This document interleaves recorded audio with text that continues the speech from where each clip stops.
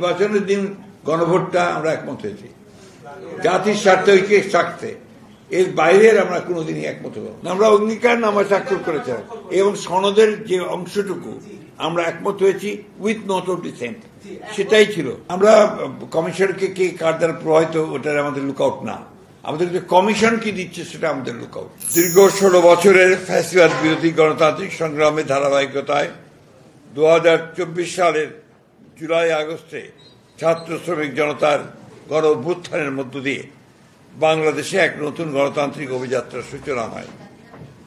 গণ অভ্যুত্থানের মাধ্যমে রাষ্ট্র ব্যবস্থা, রাষ্ট্রীয় কাঠামোর গণতান্ত্রিক সংস্কার, জাতীয় প্রত্যাশা এবং শহীদদের আকাঙ্ক্ষা পূরণের এক ঐতিহাসিক সুযোগ সৃষ্টি হয়।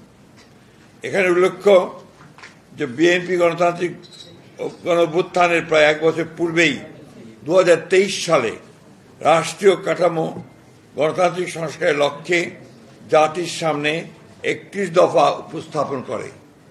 আমি রিপিট করছি যে 2023 সালে রাষ্ট্রীয় কাঠামোর গণতান্ত্রিক সংস্কারের লক্ষ্যে জাতির সামনে 31 দফা উপস্থাপন করে। এর পূর্বে 2022 সালে 27 দফা, 2017 সালে ভিশন 2030 প্রকাশ করে। অতএব বিএনপি এবং ফ্যাসিবাদ বিরোধী গণতান্ত্রিক আন্দোলনে সংশ্লিষ্ট সকল রাজনৈতিক দল, সামাজিক সংগঠন, ব্যক্তি ও শক্তিসমূহ জনগণের প্রত্যাশা অনুযায়ী সার্বিক সংস্কারের প্রতিশ্রুতি ও অঙ্গীকার ব্যক্ত করে আসছে। সুতরাং রাষ্ট্র কাঠামোর প্রকৃত গণতান্ত্রিক সংস্কার বিএনপির অন্যতম প্রধান রাজনৈতিক এজেন্ডা। গণঅভ্যুত্থান পরবর্তীতে বর্তমান অন্তর্বর্তীকালীন সরকার কর্তৃক গঠিত সংস্কার কমিশনগুলোকে আমরা স্বাগত জানিয়েছি। সংস্কার কমিশনগুলোর কাছে আমরা সংবিধান, বিচার বিভাগ, নির্বাচনী ব্যবস্থা সংস্কার, প্রশাসন, দুর্নীতি দমন কমিশন ও পুলিশ প্রশাসন সংক্রান্ত বিষয়ে আমাদের দলের পক্ষ থেকে বিস্তারিত মতামত প্রদান করেছি। অন্যান্য রাজনৈতিক দলসমূহ তাদের মতামত প্রদান করেছেন। পরবর্তীতে উক্ত 6টি সংস্কার কমিশনের সাথে আমাদের এবং অন্যান্য রাজনৈতিক দলের দীর্ঘ আলোচনা অনুষ্ঠিত হয়। উক্ত 6টি সংস্কার কমিশন কর্তৃক প্রণীত সংস্কার প্রস্তাবগুলোর ওপরই দফাভিত্তিক আলাপ আলোচনা অনুষ্ঠিত হয়েছিল। সেই সমস্ত আলাপ আলোচনার ফলস্বরূপ প্রণীত রিপোর্টের উপর ভিত্তি করেই জাতীয় ঐক্যমত্য কমিশন গঠিত হয়, যার সভাপতি মাননীয় প্রধান উপদেষ্টা। জাতীয় ঐক্যমত্য কমিশনের সাথে রাজনৈতিক দলসমূহের প্রথম বৈঠকে মাননীয় প্রধান উপদেষ্টা বলেছিলেন যে সমস্ত বিষয়ে রাজনৈতিক দলসমূহের সাথে ঐকমত্য প্রতিষ্ঠিত হবে, সেই বিষয়গুলো অন্তর্ভুক্ত করে একটি জাতীয় সনদ প্রণীত ও স্বাক্ষরিত হবে। পরবর্তীতে নির্বাচিত জাতীয় সংসদ সেই সনদের বিষয়গুলো বাস্তবায়ন করবে। জাতির উদ্দেশ্যে দেওয়া বিভিন্ন ভাষণ তার এই বক্তব্য সুস্পষ্টভাবে পুনর্ব্যক্ত করেছেন। জুলাই ঘোষণাপত্র এই বক্তব্য উদ্ধৃত হয়েছে। জাতীয় ঐক্যমত্য কমিশনের দীর্ঘ ধারাবাহিক আলোচনায় কিছু কিছু বিষয়ে কিছু রাজনৈতিক দলের ভিন্ন মত, নোট অফ ডিসেন্ট সহকারে ঐকমত্য হয়েছে। জুলাই জাতীয় সনদ 2025 যেভাবে প্রণীত হয়েছে তাতে নোট অফ ডিসেন্টের এই অংশ বক্তব্য স্পষ্ট উল্লেখ আছে যে ভিন্ন মত, নোট অফ ডিসেন্ট প্রদানকারী কোন রাজনৈতিক দল বা জোট তাদের নির্বাচনী ইশতেহারে উল্লেখপূর্বক যদি জনগণের ম্যান্ডেট লাভ করে তাহলে তারা সে মতে ব্যবস্থা গ্রহণ করতে পারবে। এখানে উল্লেখ্য জাতীয় ঐক্যমত্য কমিশনের সকল অনুষ্ঠান বিটিভি সহ অন্যান্য ইলেকট্রনিক মিডিয়ায় সম্প্রচারিত হয়েছে, যা সমস্ত জাতি প্রত্যক্ষ করেছে। অতঃপর গত 17 অক্টোবর জাতীয় সংসদের দক্ষিণ প্লাজায় এক ঐতিহাসিক অনুষ্ঠানের মধ্য দিয়ে আমরা কেবলমাত্র আলোচনার মাধ্যমে প্রণীত সনদের অঙ্গীকারনামায় স্বাক্ষর করেছি, কিন্তু উক্ত দিন জুলাই সনদের চূড়ান্ত কপি আমাদের সামনে উপস্থাপন করা হয়নি। পরবর্তীতে প্রিন্টেড পুস্তক হিসেবে জুলাই জাতীয় সনদের কপি আমরা হাতে পাওয়ার পর আমাদের দৃষ্টিগোচর হয়েছে ঐক্যমত্যের ভিত্তিতে সম্মত কয়েকটি দফা আমাদের অগোচরে পুনরায় সংশোধন করা হয়েছে। যেমন মরহুম শেখ মুজিবুর রহমানের ছবি সরকারি বেসরকারি অফিসে টাঙানো সংক্রান্ত বিধান অনুচ্ছেদ 4 ক বিলুপ্ত করার বিষয়টি সনদে অন্তর্ভুক্ত করা হয়নি, যদিও প্রায় সকল রাজনৈতিক দল সম্মতিপত্র দিয়েছিলেন। খ সংবিধানের 150(2) অনুচ্ছেদ 5, 6, 7 তফসিল পুরোপুরি বিলুপ্ত করার বিষয়ে ঐকমত্য কমিশনের প্রস্তাব বিষয়ে প্রায় সকল রাজনৈতিক দল সম্মতি প্রকাশ করলেও অগোচরে সেটা চূড়ান্ত সনদে সংশোধনী আনা হয়েছে। জুলাই সনদ 2025-এর বাস্তবায়নের প্রক্রিয়া সম্পর্কে জাতীয় ঐকমত্য কমিশনের 28 অক্টোবর সরকারের কাছে পেশ করা হয়েছে। প্রধান উপদেষ্টার কাছে প্রেরিত চিঠিতে জাতীয় ঐকমত্য কমিশনের সভাপতি হিসাবে মাননীয় প্রধান উপদেষ্টাও একজন দস্তখতকারী বটে। ঐকমত্য কমিশন এবং সরকার একই অঙ্গ হিসেবে প্রতীয়মান হয়। উক্ত পত্রে জুলাই সনদ 2025-এ সংবিধান সংস্কার সংক্রান্ত বিষয়গুলোকে দুইটি বিকল্প পদ্ধতিতে বাস্তবায়নের এবং আইনগত ভিত্তি প্রদানের জন্য সরকারের কাছে পেশ করা হয়েছে। চিঠিতে বলা হয়েছে, জুলাই জাতীয় সনদ 2025-এ সন্নিবেশিত সংবিধান সংশোধন সংক্রান্ত বিষয়গুলো কার্যকর করার উদ্দেশ্যে সরকার জুলাই সনদ সংবিধান সংস্কার বাস্তবায়ন আদেশ 2025 শিরোনামে একটি আদেশ জারি করবে। এরূপ প্রস্তাবিত আদেশের একটি খসড়া সংযুক্তি 2-এ, সংযুক্তি 3-এ সংযোজিত করা হয়েছে। সরকারের এরকম আদেশ জারি করার এখতিয়ার নাই। সংবিধানের 152 নম্বর অনুচ্ছেদের সংজ্ঞা অনুসারে আদেশ আইনের মর্যাদা প্রাপ্ত, অতএব সেটি জারি করার এখতিয়ার রাষ্ট্রপতি। বিকল্প প্রস্তাব 1-এ সরকার জুলাই সনদ বাস্তবায়নের লক্ষ্যে একটি পূর্ণাঙ্গ খসড়া বিল গণভোটে স্থাপন করা হবে বলে উল্লেখ করা হয়েছে। বিলের তফসিল 1-এ সংস্কার প্রস্তাবসমূহ সন্নিবেশিত করা হয়েছে। বলা হয়েছে বিল সরকারি গেজেটে প্রকাশ করা হবে। বিলে উল্লেখ করা হয়েছে যে সংবিধান সংশ্লিষ্ট তফসিল 1 বর্ণিত 48টি দফার জাতীয় ঐকমত্য কমিশনের প্রস্তাবিত দফাগুলি উপরে গণভোট হবে। উক্ত দফাসমূহের বিপরীতে স্বাক্ষরিত জুলাই জাতীয় সনদে অন্তর্ভুক্ত রাজনৈতিক দলসমূহের মতামত, ভিন্ন মত, নোট অফ ডিসেন্ট উল্লেখ করা হয়নি। অর্থাৎ ঐকমত্য কমিশনের প্রস্তাব এবং সুপারিশ একপেশে ও জবরদস্তিমূলক জাতির উপর চাপিয়ে দেওয়ার চেষ্টা করা হয়েছে। তাহলে এটাই প্রতীয়মান হয় যে দীর্ঘ 1 বছর ব্যাপী সংস্কার কমিশন ও জাতীয় ঐকমত্য কমিশনের সাথে রাজনৈতিক দলসমূহের দীর্ঘ ধারাবাহিক আলোচনা ছিল অর্থহীন, অর্থ ও সময়ের অপচয়, প্রহসনমূলক এবং জাতির সঙ্গে প্রতারণা। গণতন্ত্রের রাজনৈতিক দলগুলোর ভিন্নমত থাকবে, এটাই স্বাভাবিক। সে কারণে সংলাপের প্রয়োজন দেখা দিয়েছিল। কিন্তু ঐকমত্য কমিশন ভিন্নমত পোষণে রাজনৈতিক দলগুলোর গণতান্ত্রিক অধিকারকে আমলেই নেয়নি। উক্ত বাস্তবায়ন আদেশে বলা হয়েছে, জাতীয় সংসদের সাধারণ নির্বাচনে নির্বাচিত প্রতিনিধিগণের সমন্বয়ে জাতীয় সংসদ গঠিত হওয়ার পাশাপাশি একই সঙ্গে একটি সংবিধান সংস্কার পরিষদ গঠিত হবে এবং তারা আলাদাভাবে সংসদ সদস্য এবং সংবিধান সংস্কার পরিষদ সদস্য হিসেবে শপথ নেবেন। অর্থাৎ নির্বাচিত জাতীয় সংসদটি একই সঙ্গে সংবিধান সংস্কার পরিষদ হিসেবে অভিহিত হবে। প্রশ্ন হল, নির্বাচন কমিশন সাংবিধানিকভাবে জাতীয় সংসদ এবং রাষ্ট্রপতি নির্বাচনের জন্য ক্ষমতা প্রাপ্ত। সংবিধান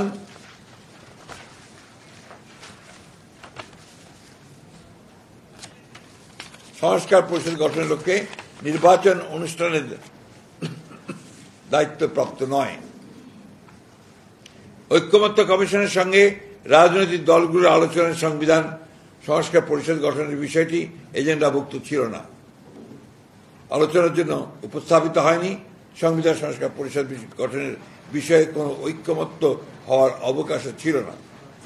উল্লেখ্য, জাতীয় কোনো সংবিধান সংস্কার পরিষদ গঠন করতে হলে তাও পরবর্তী জাতীয় সংসদের সিদ্ধান্ত নিতে হবে।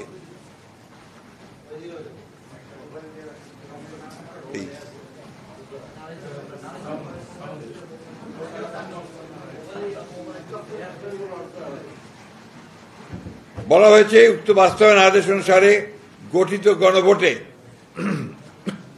যদি ইতিবাচক সম্মতি পাওয়া যায় তাহলে সংবিধান সংস্কার বিলটি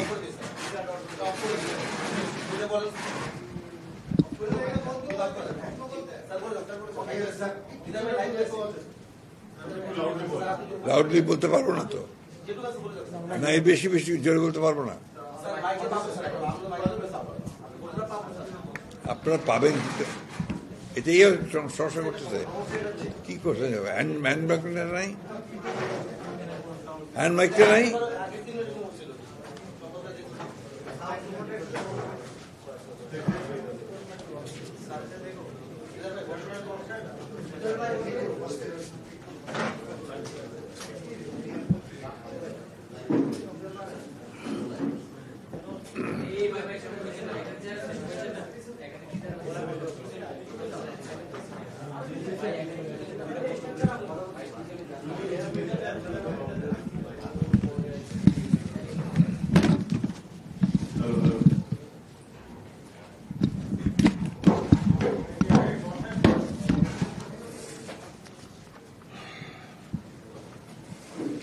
উল্লেখ্য, জাতীয় কোন সংবিধান সংস্কার পরিষদ গঠন করতে হলে তাও পরবর্তী জাতীয় সংসদের সিদ্ধান্ত নিতে হবে।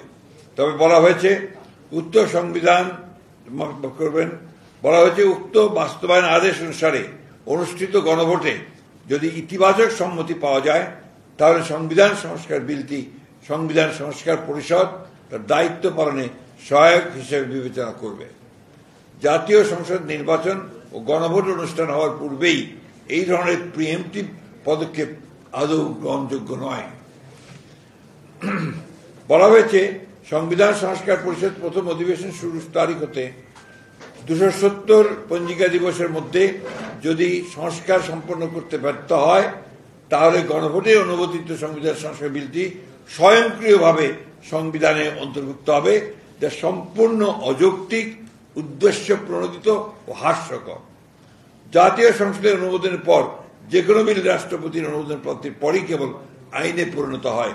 স্বয়ংক্রিয়ভাবে সংবিধান অন্তর্ভুক্ত হওয়ার কোনো সুযোগ নেই, তা গণতান্ত্রিক রীতি ও সংসদীয় সার্বভৌমত্বের পরিপন্থী। বিকল্প দুই প্রস্তাবে জুলাই সনদ আদেশের বিষয়টি বিল আকারে না দিয়ে সংবিধান সংস্কার সম্পর্কিত প্রস্তাবসমূহ সরাসরি গণভোটে উপস্থাপন করা হবে মর্মে উল্লেখ করা হয়েছে। এক্ষেত্রে ঐকমত্য কমিশনের আলোচনাকালে বিভিন্ন বিষয়ে রাজনৈতিক দলসমূহ কর্তৃক প্রদত্ত মতামত, ভিন্নমত ও নোট অফ ডিসেন্ট গণভোটে উপস্থাপনের সুযোগ রাখা হয়নি। চিঠিতে বলা হয়েছে জাতীয় সংসদ নির্বাচনের পূর্বে অথবা নির্বাচনের দিন উক্ত আদেশ অনুযায়ী গণভোট নির্বাচন করা যেতে পারে।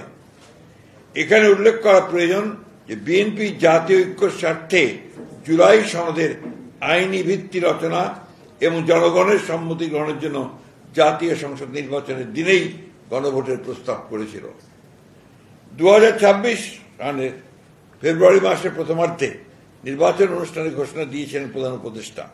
সেক্ষেত্রে নির্বাচন অনুষ্ঠানের আগে প্রস্তাবিত গণভোট অনুষ্ঠান সম্ভব নয়। সময় স্বল্পতা, নির্বাচন অনুষ্ঠানের জন্য বিপুল অঙ্কের ব্যয় এবং আইন শৃঙ্খলা বাহিনী সহ ব্যাপক লোকবল নিয়োগ এবং একটি জাতীয় সংসদ নির্বাচন অনুষ্ঠানের মতো বিশাল আয়োজনের বিবেচনায় নির্বাচনের পূর্বে গণভোট অনুষ্ঠান অপ্রয়োজনীয়, অযৌক্তিক এবং অবিবেচনাপ্রসূত। একই আয়োজনে ও একইভাবে জাতীয় সংসদ নির্বাচনের দিনই গণভোট অনুষ্ঠান করা বাঞ্ছনীয়।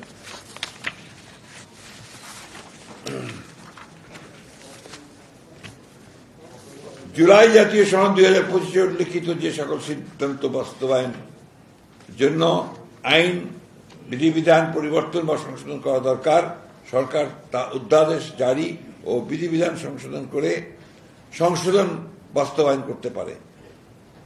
সংযুক্তি 4, যে সকল সিদ্ধান্ত নির্বাহী আদেশে বাস্তবায়নযোগ্য সেগুলো অবিলম্বে সরকার ও সংশ্লিষ্ট কর্তৃপক্ষ বাস্তবায়ন করতে পারে।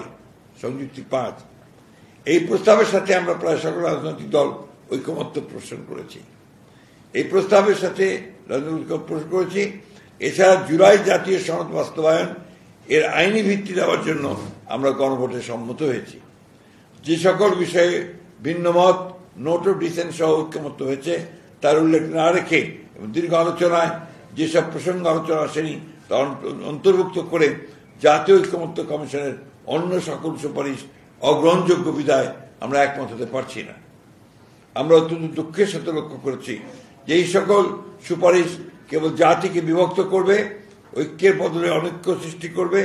মন গড়া যে কোনো সংস্কার প্রস্তাব গ্রহণ করলে জাতীয় জীবনে দীর্ঘমেয়াদে অকল্যাণ ডেকে নিয়ে আসতে পারে। আমরা আশা করি জাতির প্রত্যাশা পূরণে এবং দীর্ঘ 16 বছরের ফ্যাসিবাদ বিরোধী গণতান্ত্রিক আন্দোলন ও 2024 সালের ছাত্র গণ অভ্যুত্থানের সকল শহীদের রক্তের অঙ্গীকার অনুযায়ী এবং যারা দীর্ঘ এই সংগ্রামে ফ্যাসিবাদী শাসনামলে গুম, খুন, অপহরণ, নির্যাতন, মামলা হামলার শিকার হয়েছেন তাদের প্রত্যাশা অনুযায়ী জাতীয় ঐক্যমতের ভিত্তিতে একটি শক্তিশালী গণতান্ত্রিক রাষ্ট্র পুনর্গঠন করতে পারব। প্রতিষ্ঠিত হবে সাম্য, মানবিক মর্যাদা ও ন্যায় বিচার ভিত্তিক সমাজ ও রাষ্ট্র ব্যবস্থা। সেই লক্ষ্যে জাতীয় ঐক্য বজায় রাখা আমাদের সকলের কাম্য এবং জুলাই গণ অভ্যুত্থান পরবর্তী সময়ে জাতির অভিপ্রায় অনুযায়ী সাংবিধানিক ধারাবাহিকতায় প্রতিষ্ঠিত বর্তমান অন্তর্বর্তীকালীন সরকারের প্রধানতম লক্ষ্য হবে একটি সুষ্ঠু, নিরপেক্ষ ও গ্রহণযোগ্য জাতীয় সংসদ নির্বাচনের মাধ্যমে একটি নির্বাচিত রাজনৈতিক সরকার প্রতিষ্ঠা করা এবং উক্ত জাতীয় সংসদকে প্রকৃত অর্থে জাতীয় জীবনের সকল কর্মকাণ্ডের কেন্দ্রে পরিণত করা। প্রিয় সাংবাদিক বন্ধুগণ, দেশ ও জনগণের কল্যাণে, দেশের জনগণের কল্যাণে গণতন্ত্র পুনঃপ্রতিষ্ঠা, রাষ্ট্র পরিচালনা পদ্ধতি, জাতীয় অর্থনীতি বিকাশ সহ সকল বিষয়ে যুগান্তকারী সব সংস্কার ও উন্নয়ন করেছে বাংলাদেশ জাতীয় দল বিএনপি। শহীদ রাষ্ট্রপতি জিয়াউর রহমানের 19 দফা কর্মসূচি, দেশনেত্রী বেগম খালেদা জিয়ার ভিশন 2030 এবং জনাব তারেক রহমানের 27 দফা যা আন্দোলনের সহযোগিতার মতামতের ভিত্তিতে 31 দফায় পরিণত হয়। এইসব প্রত্যেকটি কর্মসূচি সংস্কারের বিষয়ে বিএনপির আন্তরিকতা ও আগ্রহ প্রমাণ বহন করে। প্রায় গত 1 বছর ধরে আমাদের দল এবং দলের দায়িত্বে প্রাপ্ত প্রতিনিধিগণ অন্তর্বর্তীকালীন সরকারের গঠিত সংস্কার কমিশন এবং ঐক্যমত্য কমিশনের সকল সভা আলোচনায় সক্রিয়ভাবে অংশগ্রহণ করেছে এবং ইতিবাচক ভূমিকা পালন করেছে। ঐক্যমত্য প্রতিষ্ঠার স্বার্থে আমাদের দলের পক্ষ থেকে অনেক বিষয়ই ছাড় দেওয়া হয়েছে। আমরা আন্তরিকভাবেই চলমান সংস্কার প্রক্রিয়ার সাফল্য কামনা করি, কিন্তু একটি দায়িত্বশীল রাজনৈতিক দল হিসেবে দেশ ও জনগণের প্রকৃত কল্যাণ নিশ্চিত করার লক্ষ্যে আমাদের অবস্থান গ্রহণ প্রকাশে আমরা দায়বদ্ধ। আপনাদের সকলকে আন্তরিক ধন্যবাদ। আল্লাহ হাফেজ। বাংলাদেশ জিন্দাবাদ। কপি দিচ্ছে, কপি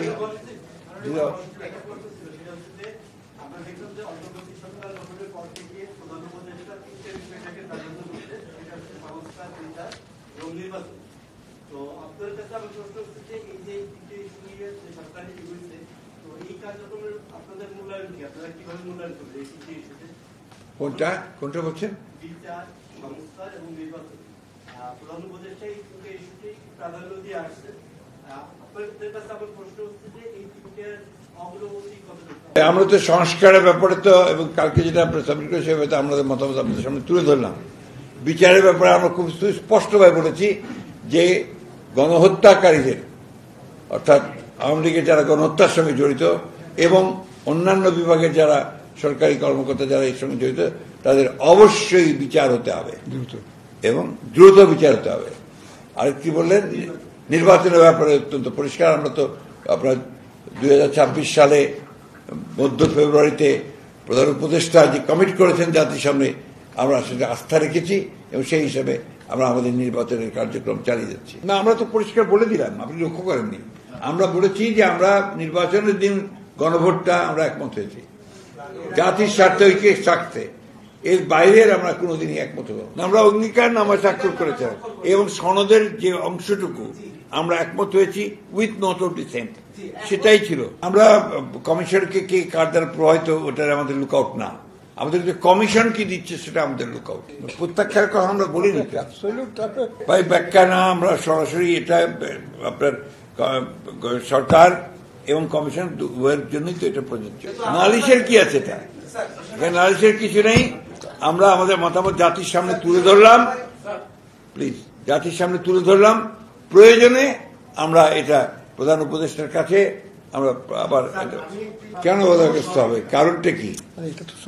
আমি আপনাকে বলি, আমরা তো আমাদের যে বক্তব্যটা দিচ্ছি এটা তো আমাদের আমরা আমাদের দলের পক্ষ থেকে দিচ্ছি, সুপারিশ যেটা এসছে আপনার সে সুপারিশ, এটা হচ্ছে সুপারিশ। সুতরাং এই বিষয়ে তো নির্বাচন বিঘ্নিত হওয়ার কোনো